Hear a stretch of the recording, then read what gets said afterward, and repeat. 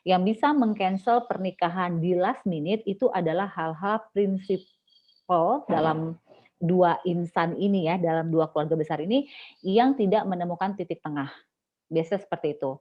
Nah, tapi biasanya, ini bisa diselesaikan dengan masalah komunikasi yang baik dan kekeluargaan. Nah,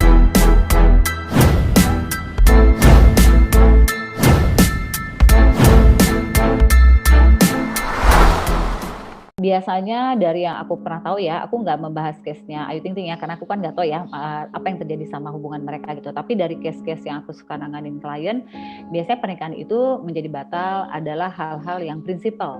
Misalnya kayak agama itu bisa jadi, atau misalnya tentang, hak asuh anak misalnya yang terjadi, kalau misalnya 2 orang yang sudah pernah menikah gitu kan.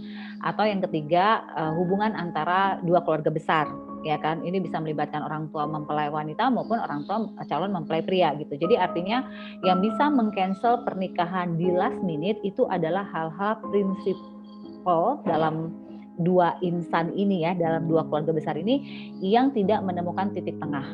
Biasanya seperti itu. Nah, tapi biasanya, ini bisa diselesaikan dengan masalah komunikasi yang baik dan kekeluargaan. Namun kita juga bisa lihat dulu nih seberapa besar nih levelnya gitu. Terkadang kalau memang ternyata buntu dan dilihat ke depannya ini akan menjadi masalah besar, ya mungkin, tidak melanjutkan pernikahan jauh lebih baik dibandingkan dengan memaksakan. Dan satu sih yang menjadi pembelajaran ya dari kasus ini bahwa kita jangan melanjutkan satu rencana hanya karena tidak enak. Karena perlu dipahami ketika kita menikah, kitalah yang akan menjalani kehidupan itu. Kita yang akan menjadi istri, kita akan jadi suami, ibu, ayah gitu. Bayangkan kalau kita menikah hanya karena nggak enak, ya kan? Karena kita nggak mungkin menjalankan kehidupan ini seperti episode sinetron yang bisa diubah sesuai dengan apa keinginan penonton gitu kan. Tentu ini adalah episode kehidupan kita, ini real life kita, maka kita berhak menentukan gitu. Mana yang terbaik buat kita, mana yang terbaik buat keluarga besar, dan yang pastinya sejatinya pernikahan itu harusnya membawa kebahagiaan, seperti itu. Jadi artinya gini, pernikahan itu tuh satu hal yang keputusan bukan sepele, ya kan? Keputusan yang kita ambil sekarang untuk sepanjang hidup kita. Maka kita nggak boleh main-main dengan yang namanya pernikahan. Pernikahan hanya karena nggak enak, pernikahan hanya karena settingan gitu ya. Serius deh, ini hal yang nggak boleh dimain-mainkan. Ini hal yang sakral, di mata Allah juga ini sangat sakral sekali gitu ya. Di mata manusia ini juga sangat sakral. Jadi artinya alangkah baiknya ketika kita merasa yakin, kita merasa mantap, bismillah kita lanjutkan pernikahan. Tapi ketika dirasa sudah mulai ada perbedaan prinsip, dan perbedaan prinsip ini sudah dirasa akan menjadi ganjalan di depannya, boleh dipending. Dipending ini ada 2, dipending untuk menunda sampai menemukan kata sepakat, atau memang dipending gak jadi pernikahan karena memang bukan jodohnya di situ. Dan ingat bahwa ini keputusan benar-benar harus dengan kepala dingin, keputusan harus kita juga doa yang kuat gitu ya, karena itu keputusan yang berhubungan dengan kehidupan kita ke depan. Dan jangan pernah mengambil keputusan hanya karena rasa tidak enak, karena kita yang akan menjalani pernikahan itu ke depannya.